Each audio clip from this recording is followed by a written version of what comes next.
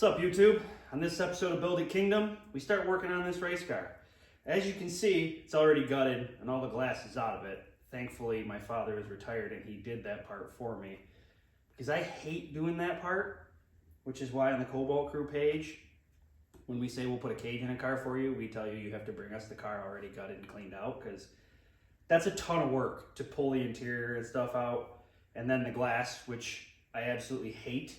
And there's a few different ways to do the glass. You can get your Sawzall in there and cut around the outside edge of it. You can use a Unitool and go around it. That takes a while. The Unitool takes a while. That's what this is here. It's a Unitool. You see these things, they vibrate for cutting into drywall and stuff, but you can do it with these with like a little saw tip on the end of it, but it takes forever. When you're by yourself, you're kind of limited to what you can do, but I've done it with the Unitool, I've done it with the Sawzall, I've done it with the cables, where you saw the cable back and forth and go your way across. That's how my teammate likes to do it. I like to let somebody else do it. So if you can find a glass guy that will take them out for you for cheap, even if it's, even if it's 150 bucks, maybe 200, I would pay somebody to take the glass out, because it's a pain in the balls.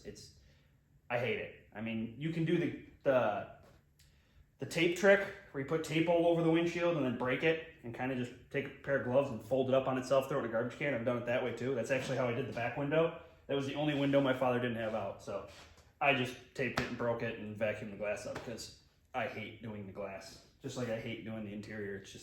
It's a lot. It's just a lot of tinkering around, messing around, get stuff out. So we're at this point, luckily. My dad's already got it stripped down to the point where we can, take the Unitool here and pull the battery off of it. But the Unitool with the razor blade tip works really good for getting the rubber off. So I'll show you that first, and we'll kind of make our way around, getting as far as we can with the Unitool before the battery runs out. It'll take a few batteries to get all the way around, but do that first, and then we can move on to plasma cutting the interior. As you can see, this thing is super clean. This was a Flores shell that we found on Facebook Marketplace, and being up in New York, when you find something that solid, you gotta scoop it right up, because these shells, rust-free, are getting harder and harder to find. We're gonna start bringing them back from down south, because they rot all along the rockers, and they rot real bad right in front of the rear wheels. And unfortunately, that's right where the rear axle bolts up. So once they rot out there, you kind of lose your structural strength to hold the rear axle in the car. So let's get started. I'll show you this quick.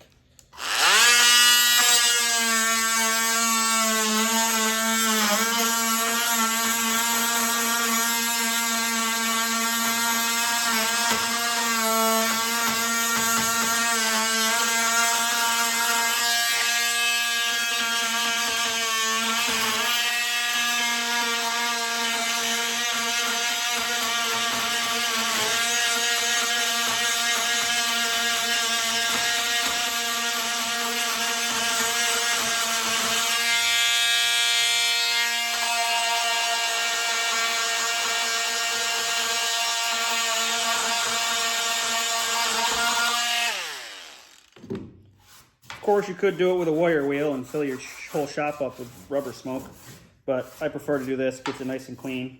And then I usually like to come back with some black paint and paint the insides of all the windshield fittings. But that works for that. We're gonna do that all the way around the car, and then get the plasma cutter out and start cutting the inside out. So here we go.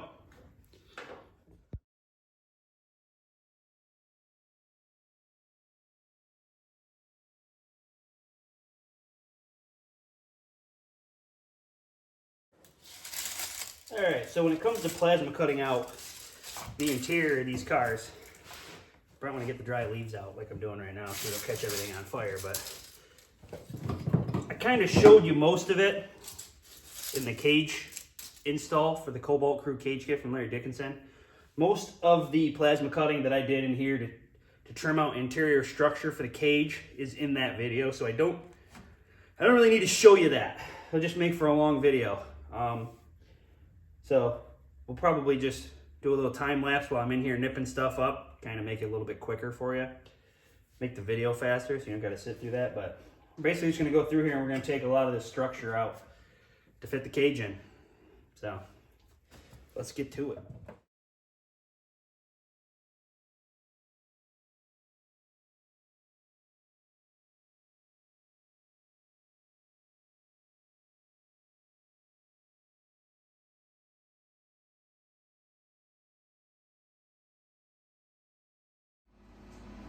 All right, so at this point, we've got pretty much everything cut out that we need to cut out in order to put the cage in, minus notching this little cross member for the angle iron for the base, but both sides are done. I got a little bit more to do out in the trunk area. I just like to, I've got this opened up here, not so much for weight reduction as it is to get in there and fix that quarter panel. And the same thing back there, I'll take a little bit out of both sides, just so you can get in there and repair damage when it happens, because otherwise you can't get inside the quarter panel to fix it. So open that up, that way you can reach in there with a 2x4 hammers, whatever you need to do to fix or repair damage on the outside. But so that's it for that. That's pretty much all trimmed out of there. Here's our pile of scrap. It's not a lot, but we get a little bit of weight out of there. And how do you know you're building a race car? Oh, that's usually a good sign. All kinds of boxes. So next, I'm gonna test fit all these cage pieces together. When I did the Acura cage, I found that test fitting the cage before I put it in the car, like just piecing it together and tacking some stuff, and helps later on when I go to put the cage in the car. I did it on the Acura because I wanted to take measurements for fitment and stuff because I'd never done one before. But after doing it, I now realized that it helped me out a lot with bar placement after I got in the car. So after I tacked it all together, the tacks left a mark, so I knew where the bar was supposed to be once it was in the car, and it made it a lot easier putting the cage together in the car since I do it by myself. So I'm just gonna piece this together quick just to take some measurements and leave myself some marks to kind of help me with alignment when I get it in the car. So the goal is to get it as close to 90 as possible for your starting point. So you can see I got a rad strap, some boards there. Just standing it up, and then I'll take some measurements, fit the halo, and I'll put the A-pillars on, and we'll make sure the door bars and stuff square up. And then I'll mark all my positions where the halo meets. I'll mark it with Sharpie, and I'll mark the A-pillars where they meet the halo, and it helps later on when you go to put it in the car. Okay, as you can see, it's tacked up there on the top, one little one there, one little one on the other side.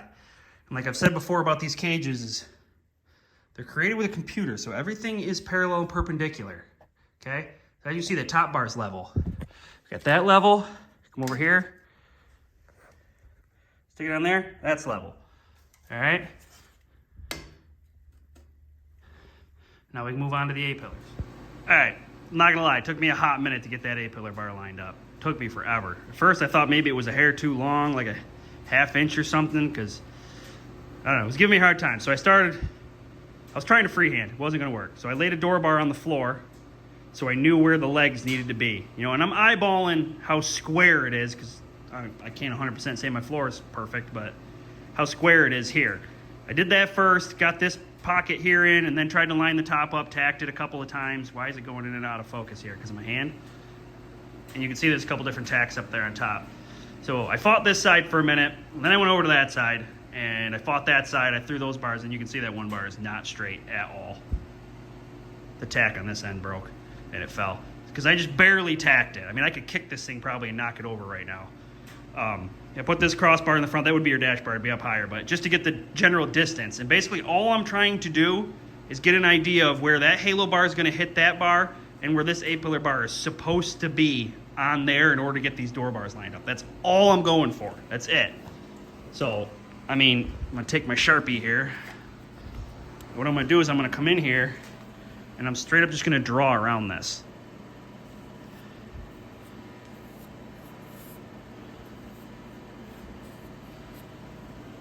I'm going to do that on both sides, and I'm going to do it on the back too. So, in that general area is where it's supposed to be. So, before I go to put it in the car, when I break all these tack welds, I'll come back